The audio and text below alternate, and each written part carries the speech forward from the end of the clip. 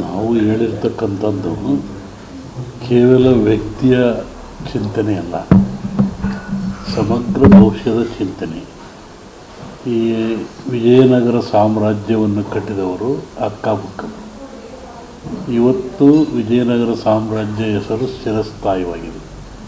ಆ ಸಾಮ್ರಾಜ್ಯದ ಕೊಡುಗೆಗಳು, ನೆನಪುಗಳು ಮತ್ತು ಮೈಸೂರು ದಸರಾದಾಗಲಿ ಇವೆಲ್ಲವೂ ವಿಜಯನಗರ ಸಾಮ್ರಾಜ್ಯದ ಅರಸುಗಳ ಕೊಡುಗೆ ಅಂತ.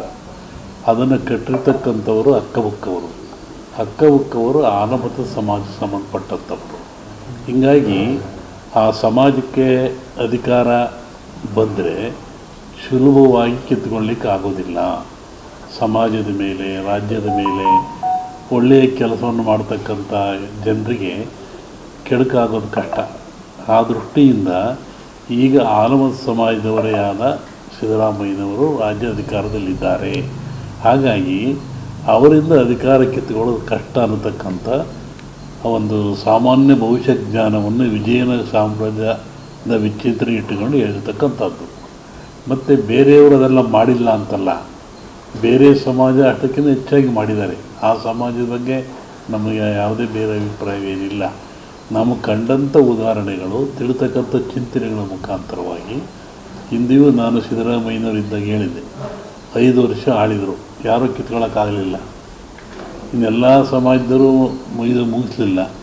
ಅರಸವರು ಅಲ್ಲಾಳರು 9 ಪಟ್ಟ, ಗೊಲ್ಲಾಳರು 9 ಪಟ್ಟ, ಅಲ್ಲಾಳ, ಬಲ್ಲಾಳ, ಗೊಲ್ಲಾಳ ಅಂತ ಕರೀತಾರೆ. ಅಲ್ಲಾಳರು ಅಂದರೆ ಮಹಮ್ಮದೀಯರು, ಈ ದೇಶವನ್ನು 9 ಪಟ್ಟ ಆಳಿದರು. ಬಲ್ಲಾಳರು ಪಾಳೆಗಾರರು, ಪಾಳೆಯಪಟ್ಟುಗಳು ಇವೆಲ್ಲ 9 ಪಟ್ಟ ಆಳಿದರು. ಗೊಲ್ಲಾಳರು ಯದುವಂಶಸ್ಥರು, ಮೈಸೂರು ಒಡೆಯರು, ಅದರಲ್ಲಿ ಆಲಮತ ಸಮಾಜರು ಬರ್ತಾರೆ. ಇವರು 9 ಪಟ್ಟ. ಈಗ 9 ಪಟ್ಟಗಳನ್ನು ಆಳಿದವು. ಆನಂತರ ಬಂದಿರತಕ್ಕಂಥದ್ದು ಪ್ರಜಾಪ್ರಭುತ್ವದ ಪಟ್ಟ ಬಂತು. ಆ ದಿಶೆಯಲ್ಲಿ ಇವತ್ತಿನ ರಾಜಕೀಯ ಚಿಂತನೆ ಬಗ್ಗೆ ವಿಚಾರ ಮಾಡೋದಾದರೆ ಈ ಮುಖ್ಯಮಂತ್ರಿ ಇರೋವರೆಗೂ ಕಿತ್ತುಕೊಳ್ಳೋದು ಕಷ್ಟ. ಯಾಕೆ ಅಂದರೆ ಸಾಮಾಜಿಕ, ಧಾರ್ಮಿಕ ಒಂದು ಹಿನ್ನೆಲೆ ಇದೆ. ಆ ದೃಷ್ಟಿಯಲ್ಲಿ ಹೇಳಿದೀವಿ ಹೊರತು ಡಿ ಕೆ ಶಿವರ ಬಗ್ಗೆ ಆಗಲಿ, ಮೊಯ್ಲೂರ ಬಗ್ಗೆ ಆಗಲಿ ಅಭಿಪ್ರಾಯ ಒಳ್ಳೆಯ ಅಭಿಪ್ರಾಯ ನಮಗಿದೆ. ನಮಗೆ ಅವರು ಬೇಕಾದವರೇ. ಅದನ್ನು ನಾನು ಸ್ಪಷ್ಟಪಡಿಸಿಲ್ಲ. ಸ್ಪಷ್ಟಪಡಿಸ್ಬೇಕಾದ್ರೆ ನಮ್ಮ ಭಾರತೀಯ ಪರಂಪರೆಯಲ್ಲಿ ಒಂದು ಸಂಕ್ರಾಂತಿ ಭವಿಷ್ಯ ಅಂತ ಹೇಳ್ತಾರೆ, ಇನ್ನೊಂದು ಯುಗಾದಿ ಭವಿಷ್ಯ ಅಂತ ಹೇಳ್ತಾರೆ. ಚಂದ್ರನನ್ನು ಆಧಾರವಾಗಿಟ್ಟುಕೊಂಡು ಯುಗಾದಿಯ ಮಳೆ, ಬೆಳೆ, ಆ ಧಾನ್ಯಗಳು, ರಾಜರ ಬದಲಾವಣೆಗಳು, ಯುದ್ಧಗಳು ಇವೆಲ್ಲ ಹೇಳ್ತಾರೆ. ಆವಾಗ ಅದನ್ನು ನೋಡ್ಕೋಬೇಕು ಅಂತ ಹೇಳಿರೋದು ನಾನು.